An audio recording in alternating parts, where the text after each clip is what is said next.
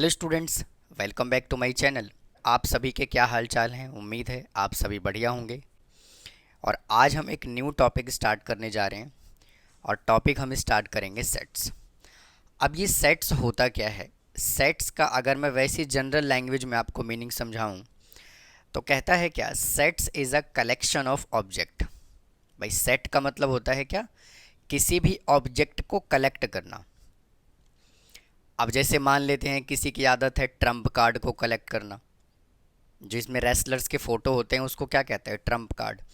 किसी की आदत है वो कॉइन को कलेक्ट करता है, किसी की आदत है फ़ोटो का कलेक्शन करना, किसी की आदत है नोवेल्स कलेक्ट करना। नोवेल का कलेक्शन एक सेट हो गया। अगर हम ट्रम्प कार्ड की बात करें तो ट्रम्प कार्ड का कलेक्शन एक सेट हो गया। या फिर कई स्टूडेंट्स को ऐसा होता है कि वो मैथमेटिक्स की बुक का कलेक्शन रखते हैं। अगर कोई अकाउंट्स पढ़ता है तो वो अकाउंट्स बुक का कलेक्शन रखते हैं। तो इनको क्या कहते हैं? सेट कहते हैं। बट स्टूडेंट, अगर मैं सेट्स के डेफिनेशन की बात करूं तो सेट्स का डेफिनेशन जो होता है ना, कहता है एनी वेल डिफाइंड। ये मोस्ट इंपॉर्टेंट लाइन है यहाँ पर, well defined collection of object. अब ये वेल डिफाइंड का मतलब क्या होता है? वेल डिफाइंड का मतलब होता है ऐसा कलेक्शन, ऐसा सेट जो सभी के लिए डिफाइंड हो, कॉमन हो, अलग अलग ना हो। अब जैसे इंग्लिश अल्फ़ाबेट की मैं बात करूं, इंग्लिश में कितने लेटर्स होते हैं? 26 लेटर होते हैं। तो 26 लेटर का कलेक्शन जो होगा ना, वो वेल डिफाइंड होगा। कैसे? अगर आप मुझसे पूछेंगे कि कितने अल्फ़ाबेट होते हैं, मैं कहूँगा 26। मैंने किसी और से पूछा कि भैया इंग्लिश में कितने अल्फ़ाबेट होते हैं, तो 26। तो सभी के लिए डिफाइंड होना चाहिए, मतलब कि वेल डिफाइंड होना चाहिए। ऐसा नहीं कि डिफरेंट डिफरेंट लोग जो हैं वो डिफरेंट डिफरेंट आंसर दें। तो इसी को कहा जाता है वेल डिफाइंड। अब ऑब्जेक्ट का मतलब क्या होता है? किसी भी सेट का मेंबर या फिर एलिमेंट्स। ऑब्जेक्ट का मतलब क्या होता है? मेंबर या फिर एलिमेंट्स। अब देखिए, डिस्कस करते हैं कुछ एग्जाम्पल मैंने यहाँ पे कंसिडर किया हुआ है सेट्स के। कहता है collection of even natural number less then 12। अब मुझे एक बात बताओ, अगर मैं 12 से कम इवन नंबर के कलेक्शन की बात करूँ तो क्या कोई डिफरेंट डिफरेंट आंसर कर पाएगा? बिल्कुल नहीं कर पाएगा। 12 से छोटे इवन नंबर कौन होते हैं? 2, 4, 6, 8, 10। इसके अलावा तो कुछ होगा ही नहीं। तो क्या हो गया? वेल डिफाइंड हुआ कि नहीं हुआ? एक एग्जांपल और लिया हुआ है, the collection of vowel in English alphabet. अगर हम इंग्लिश अल्फ़ाबेट के वॉवल्स की बात करें तो A E I O U, जो मैं बताऊंगा वही आप लोग बताओगे, किसी और से पूछूंगा वो भी वही बताएंगे। तो इसको क्या कहा जाता है? Sets. All colours of rainbow. अब रेनबो में टोटल 7 कलर होते हैं। ऐसा तो नहीं है कि मैं डिफरेंट बताऊंगा आप डिफरेंट बताएंगे। तो ये जो डिफरेंट डिफरेंट मैंने 3 एग्जांपल लिया है, सभी के सभी वेल डिफाइंड सेट हैं ये। मतलब डाटा जो है वो चेंज नहीं हो रहा, मेरे अकॉर्डिंग कुछ और नहीं हो रहा, आपके अकॉर्डिंग कुछ और नहीं हो रहा। तो इसको क्या कहा जाता है? सेट्स। अब ऐसे कौन से कंडीशन है जो सेट्स नहीं होगा, वेल डिफाइंड नहीं होगा? तो फर्स्ट कंसीडर किया हुआ है all good players of your school. भाई सभी के सभी अच्छे प्लेयर आपके स्कूल में कौन से होंगे? भाई मेरे अकॉर्डिंग अच्छा प्लेयर कोई और होगा, आपके अकॉर्डिंग कोई अच्छा प्लेयर और होगा। डिफरेंट डिफरेंट पर्सन की थिंकिंग अलग अलग है। तो it is not well defined data object. All big city of India, सभी के सभी बड़े शहर। किसी के लिए बड़ा शहर कोई और है, किसी के लिए बड़ा शहर कुछ और है। तो ये भी क्या है? एक सेट नहीं है, वेल डिफाइंड सेट नहीं है। उसके बाद कहता है ऑल लवली फ्लावर्स। भाई सभी के सभी लवली फ्लावर। भाई किसी को रोज़ पसंद है, किसी को लोटस पसंद है, किसी को कोई और फ्लावर पसंद है। तो ये 3 एग्जाम्पल जो मैंने यहाँ पे कंसिडर किया है, ये वेल डिफाइंड सेट नहीं है, वेल डिफाइंड ऑब्जेक्ट नहीं है। इसीलिए कलेक्शन ऑफ ऑब्जेक्ट को तो हम सेट कहते हैं, बट वो वेल डिफाइंड होना चाहिए, डाटा सबके लिए बराबर होना चाहिए। और नोट डिफाइंड का मतलब क्या होगा? डाटा अगर पर्सन टू पर्सन चेंज हो रहा है, मैं उसका आंसर कुछ और कर रहा हूँ, मेरे अकॉर्डिंग कुछ और है, आपके अकॉर्डिंग कुछ और है, तो उसको हम सेट्स नहीं कहेंगे। तो इतनी देर में मैं आपको सिर्फ और सिर्फ ये समझा पाया कि सेट्स होता क्या है, सेट्स का बेसिक डेफिनेशन क्या होता है, कौन सा सेट होता है, कौन सा सेट नहीं होता है। तो उम्मीद है स्टूडेंट आपको यहाँ तक समझ आ गया होगा। अब डिस्कस करते हैं कि सेट्स को डिनोट कैसे किया जाता है, हाउ टू डिनोट सेट्स।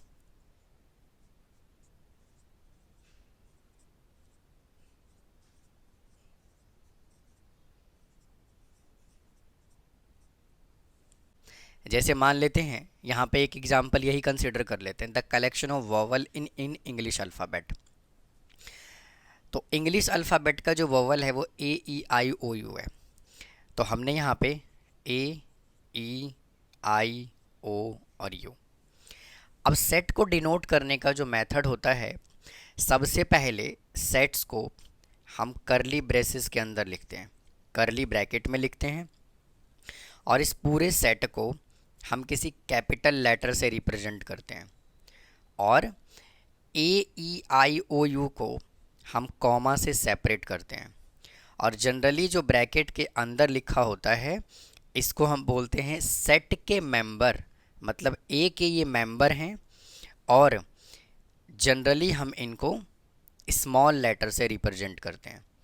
तो ये रिप्रेजेंटेशन ऑफ सेट्स होता है, डिनोट करते हैं सेट्स को ऐसे, करली ब्रैकेट के अंदर एक कैपिटल लेटर से, और करली ब्रैकेट के अंदर जो लिखा हुआ है इसको क्या बोला जाता है, मेंबर्स और एलिमेंट, मेंबर्स और एलिमेंट्स। तो इस तरह से हम सेट्स को रिप्रेजेंट करते हैं। अब आइए इसको मैं थ्योरी के लैंग्वेज में भी मैं लिख देता हूँ फटाफट। अब इसी को मैंने देखिए थ्योरी के फॉर्म में लिख दिया। कहता है sets are usually denoted by capital letters A B C etcetera, and members of the set denoted by lower case letter A B C. तो इसी तरह से हमने रिप्रेजेंट किया है। अब आइए यहाँ से हम एक कॉन्सेप्ट और समझते हैं, बिलोंग्स टू। बिलोंग्स टू का मतलब होता क्या है। अब मेरे दोस्त मैं यहाँ से ये कह सकता हूँ क्या, ए is a member of capital A, A is a member of capital A. भाई ए जो है वो किसका मेंबर है, सेट ए का मेंबर है कि नहीं है। या फिर मैं इसको ऐसे भी लिख सकता हूँ, ए इज़ बिलोंग्स टू ए।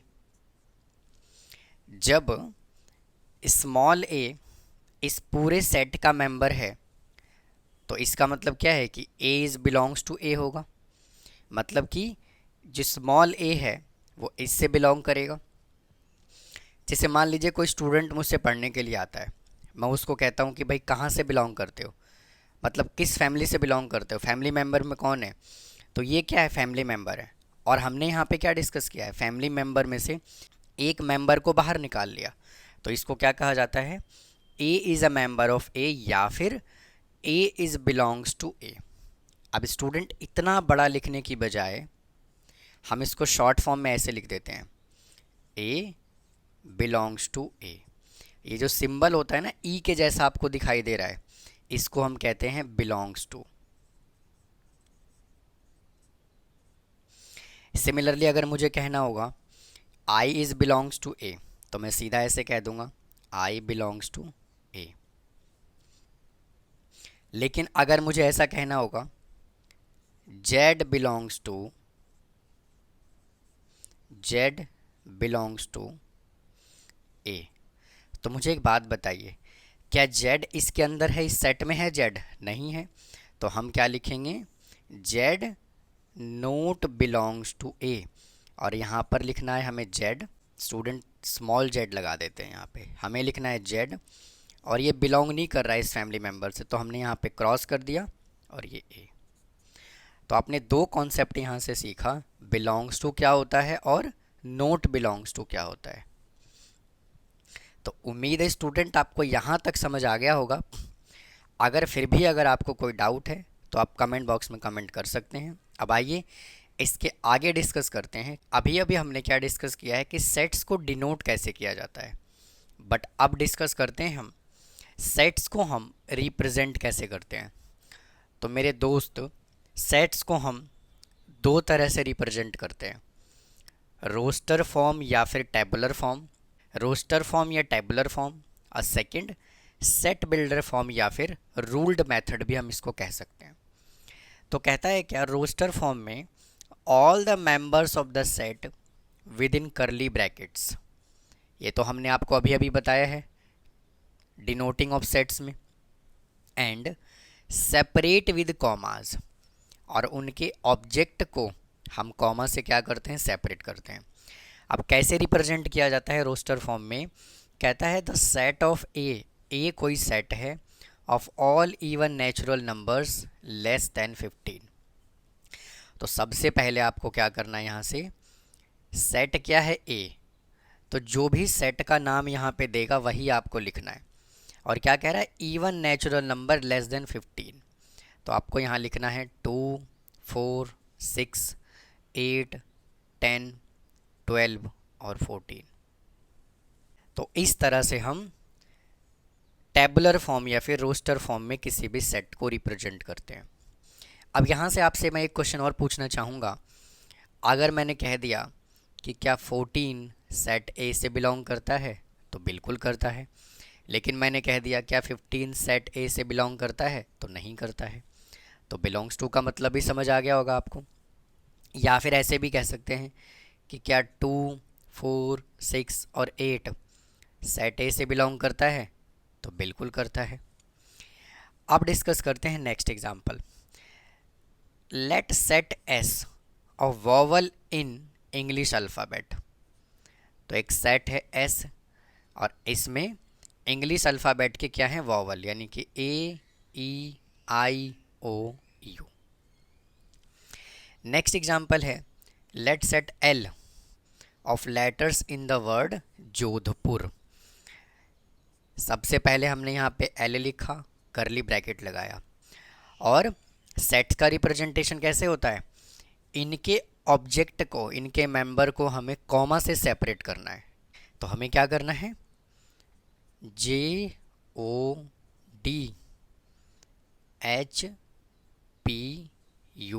और R, इस तरीके से। तो उम्मीद है आपको रोस्टर फॉर्म का मतलब समझ आया होगा। अब डिस्कस करते हैं सेट बिल्डर फॉर्म और रूल्ड मेथड क्या होता है। यहाँ पर मैंने दो एग्जाम्पल वापस से कंसिडर किया हुआ है।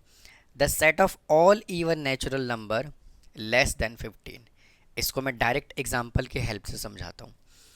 तो सबसे पहले हमने क्या करना है, यहाँ पे सेट कौन सा है, let set A, the set A of all even natural number less than 15। तो सबसे पहले आपको क्या करना है, यहाँ पर लिखना है सेट ए का नाम, उसके बाद यहाँ पे आपको लगाना है x स्मॉल x, और ये कॉलन का क्या है, साइन है, यानी कि x सच दैट, और फिर यहाँ पे क्या लिखा हुआ है, the set of all even natural number. हमने x को क्या कहा है, ऑल इवन नेचुरल नंबर, तो हम लिखेंगे x is N all even natural number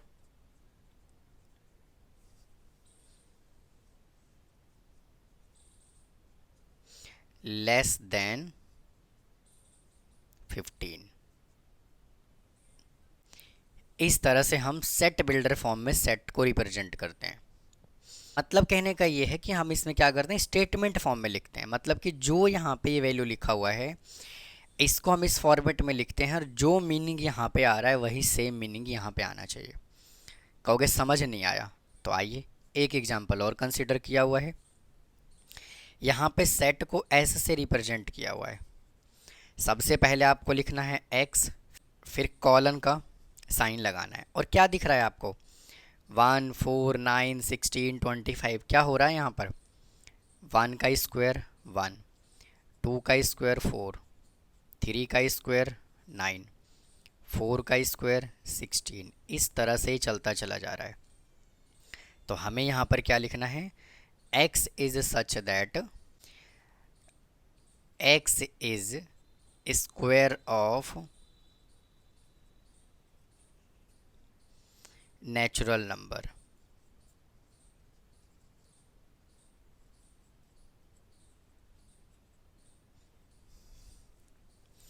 तो उम्मीद है स्टूडेंट आपको ये दो तरह से सेट्स का रिप्रेजेंटेशन समझ आया होगा। अब आइए डिस्कस करते हैं how many types of sets. Discuss करते हैं काइंड्स ऑफ सेट्स क्या होता है। तो फर्स्ट टाइप है एम्प्टी सेट, नल सेट और void set. Empty set, null set और वॉइड सेट कहता है a set which does not contain any element. एक ऐसा सेट जिसके अंदर कोई भी एलिमेंट ना हो उसको कहा जाता है क्या? नल सेट, एम्प्टी सेट और void set. For example the collection of all natural numbers less than one. क्या कभी पॉसिबल है कि एक से छोटा नेचुरल नंबर आ जाए? एक से छोटा तो कभी नेचुरल नंबर होता ही नहीं है। नेचुरल नंबर तो वन से स्टार्ट होता है। तो इसको हम कैसे लिखेंगे?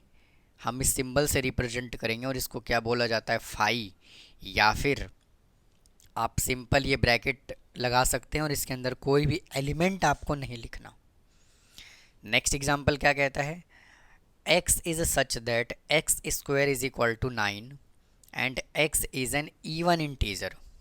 अब मुझे एक बात बताइए, अगर मैं इसको सॉल्व करूँगा तो कभी पॉसिबल है कि इवन इंटीजर आ जाए? x इज इक्वल टू ये तो प्लस माइनस 3 आएगा। तो यहाँ पे तो इवन इंटीजर आ नहीं रहा, ये क्या आ रहा है? ऑड इंटीजर आ रहा है। तो ये भी क्या है? एक नल सेट है। तो इसको हम फाई से रिप्रेजेंट करते हैं। स्पेलिंग होता है PHI। अब बात करते हैं सिंगलटन सेट्स क्या होता है। सिंगलटन का मतलब क्या होता है? सिंगल, तन्हा, अकेला। तो सिंगलटन का मतलब होता है कि ऐसा सेट जिसके अंदर एक एलिमेंट हो उसको कहा जाता है singleton sets. A set that contains only one element is called singleton या फिर यूनिट सेट। कैसे? देखिए, ये एक सेट है जिसके अंदर एक ही एलिमेंट लिखा हुआ है, वो भी 0 लिखा हुआ है। तो एग्जाम्पल किसका? ये सिंगलटन सेट का। नेक्स्ट एग्जाम्पल ये लिया हुआ है मैंने, x is such that 3x minus 1 is equal to 8। देखिए 3x minus 1 is equal to 8। इसको सिंप्लीफाई कीजिए, 3x इज इक्वल टू 9, तो x इज इक्वल टू कितना आ गया? 3। तो इस सेट के अंदर कितने एलिमेंट हैं? एक ही तो एलिमेंट है। तो इसको क्या कहते हैं? Singleton set. x is such that x is capital of India. Capital of India एक ही है, दिल्ली। तो इसीलिए इस तरह के एग्जाम्पल को हम क्या कहते हैं? सिंगलटन सेट या यूनिट सेट। नेक्स्ट है फाइनाइट सेट। फाइनाइट सेट्स को मैं एक तरह से और कह सकता हूँ विच इज काउंटेबल। अगर कोई काउंटेबल होगा जिनको हम काउंट कर सकते हैं तो उसको कहा जाता है finite set. A set that contains a limited या finite number of different element, इसको कहा जाता है फाइनाइट सेट। जैसे यहाँ पे हमने AEIOU लिया हुआ है, इवन नेचुरल नंबर लिया हुआ है जो 100 तक गिवन है, और x is a month of year, और ईयर के मंथ लिए हुए हैं जनवरी, फरवरी, मार्च, अप्रैल, मई, जून, जुलाई, अगस्त, सितंबर, अक्टूबर, नवंबर, दिसंबर। तो ये एग्जाम्पल जो है वो किसके हैं? फाइनाइट सेट्स के। अगला है इनफाइनाइट सेट्स। इसको मैं कहूँगा अनकाउंटेबल, जिनको हम काउंट नहीं कर सकते। अ set that contains an element unlimited number of element. Unlimited number of element मेरे दोस्त, कहता है the set of all even natural number. उसने बताया ही नहीं कहाँ तक है, 100 तक, 2000, 2 करोड़, कितना है भैया उसने कुछ बताया ही नहीं। तो क्या हो गया ये? इनफाइनाइट। अगला है set of all points on the line segment. Line segment के अंदर बहुत सारे पॉइंट कंसिडर किए जा सकते हैं, इनफाइनाइट, बहुत सारे, उसको कहा जाता है। तो एक और एग्जांपल है, जैसे लाइन सेगमेंट क्या होता है? ये एक लाइन है, ये लाइन सेगमेंट है। लाइन सेगमेंट का मतलब होता है स्टार्टिंग पॉइंट भी होता है, एंडिंग पॉइंट भी होता है। इसके अंदर दुनिया भर के जितने मर्जी पॉइंट ले लो आप, इनफाइनाइट पॉइंट हो सकता है। तो इस तरह के एग्जाम्पल को हम क्या कहते हैं, इनफाइनाइट। अब आइए डिस्कस करते हैं कार्डिनल नंबर ऑफ सेट्स क्या होता है और सेट्स ऑफ नंबर सिस्टम क्या होता है, इसको डिस्कस करते हैं। अब आइए मेरे दोस्त डिस्कस करते हैं cardinal number of finite sets क्या होता है। Cardinal number of finite set कहता है the number of different element in a finite set. पहली बात तो cardinal number of finite set, उसने क्या बोला हुआ है, कार्डिनल नंबर उसी का पॉसिबल है, उसी के एलिमेंट हम काउंट कर सकते हैं जो सेट क्या होगा, फाइनाइट होगा। A is called cardinal number of set. मतलब कहने का ये है कि एक सेट दिया हुआ है, सेट के एलिमेंट को काउंट कर दीजिए, उसको कहा जाता है cardinal number of finite set. और सिंपल सी कहानी क्या है कि किसी भी सेट्स के एलिमेंट को हम कब काउंट कर पाएंगे, जब वो फाइनाइट सेट होगा। अभी अभी तो हमने पढ़ा है कि फाइनाइट जो होता है वो काउंटेबल होता है, इनफाइनाइट जो होता है वो अनकाउंटेबल होता है, हाँ या ना। और इसको डिनोट किससे करते हैं, एन ए से या फिर कैपिटल ओ ए से। अब आइए एग्जाम्पल की हेल्प से समझते हैं ये कहना क्या चाह रहा है। एक सेट है जिसके अंदर 5 एलिमेंट है। कितने एलिमेंट है, 5। तो cardinal number of finite set कितना हुआ, cardinal number of finite set हुआ n A is equal to 5। Element count करके लिख दीजिए, ये एन को रिप्रेजेंट कर रहा होता है नंबर ऑफ एलिमेंट कितने हैं सेट ए के अंदर, 5, हाँ या ना। नेक्स्ट है let A be the set of letters in the word school. तो सबसे पहले हमें क्या करना होगा, एक सेट ए बनाना होगा। सेट ए बना लीजिए, स्कूल लिखना है एस सी एच ओ और एल। आप कहोगे कि यहाँ पे तो 2 बार ओ लिखा हुआ है, आपने एक ही बार लिखा है।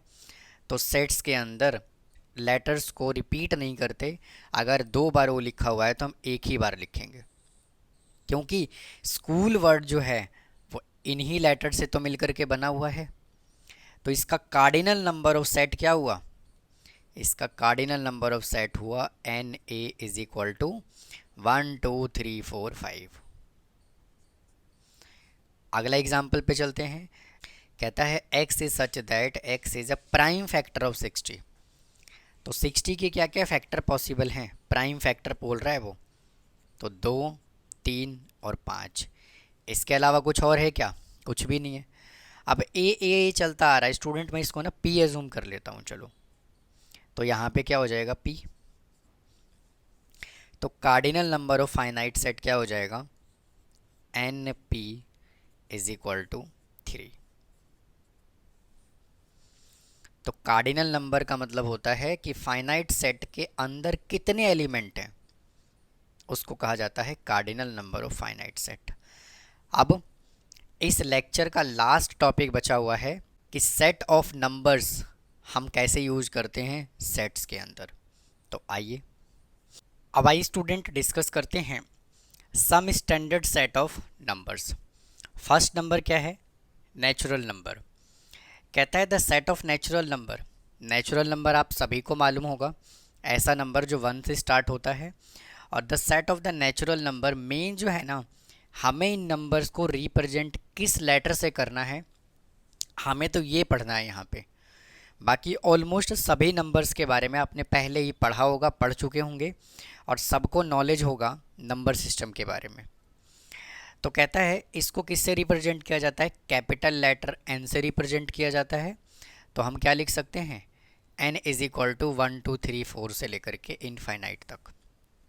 नेक्स्ट है whole number. The set of whole number denoted by capital letter W. W से रिप्रेजेंट किया जाता है। मतलब कि मैं ये भी तो कह सकता हूँ ना, होल नंबर को 0 प्लस नेचुरल नंबर, उसको होल नंबर कहते हैं।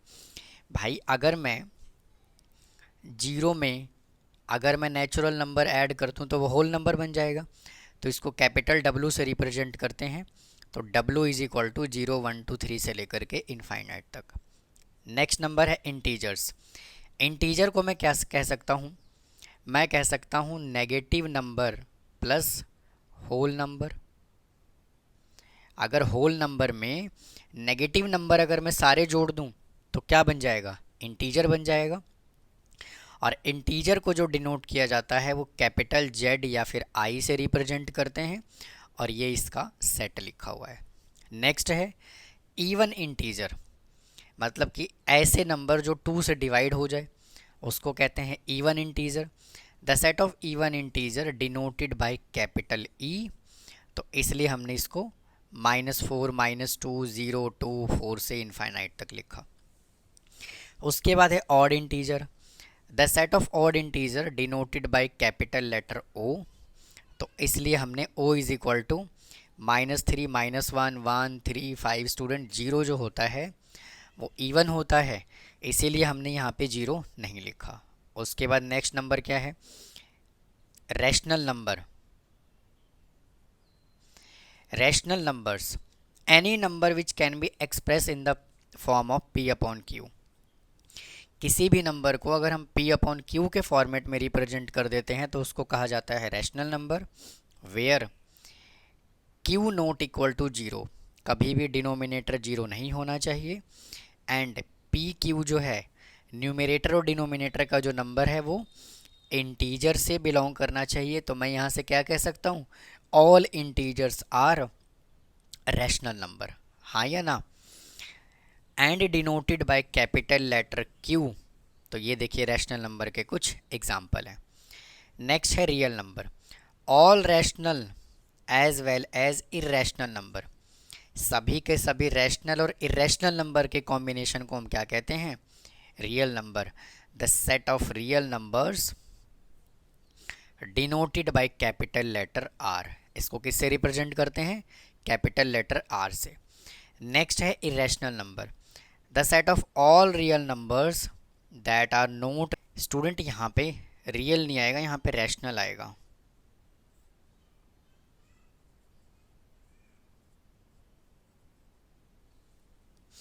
The set of all real number that are not rational, जो रैशनल नहीं होते उसको क्या कहा जाता है, इरेशनल नंबर। और इरेशनल नंबर का कंडीशन क्या होता है, नंबर जो है वो रिपीटेड नहीं होना चाहिए और नंबर डिविजिबल नहीं होना चाहिए, मतलब कि वो नॉन रैकरिंग होना चाहिए और नॉन टर्मिनेटिंग होना चाहिए। ऐसे नंबर को कहा जाता है irrational number. Non repeating, non terminating, उसको कहते हैं irrational number. It is denoted by capital letter T, और कुछ एग्जाम्पल हैं इसके, √3, √2 और ये पाई। नेक्स्ट है positive rational number. The set of positive rational numbers is denoted bye Q positive. और ऊपर तो हम पढ़ ही चुके हैं रैशनल नंबर क्या होता है, बट नेगेटिव और पॉजिटिव का फ़र्क है बस। अगला है positive real number. The set of positive real number is denoted by capital R positive. तो ये था student some standard set of numbers. तो उम्मीद है आपको ये समझ आया होगा।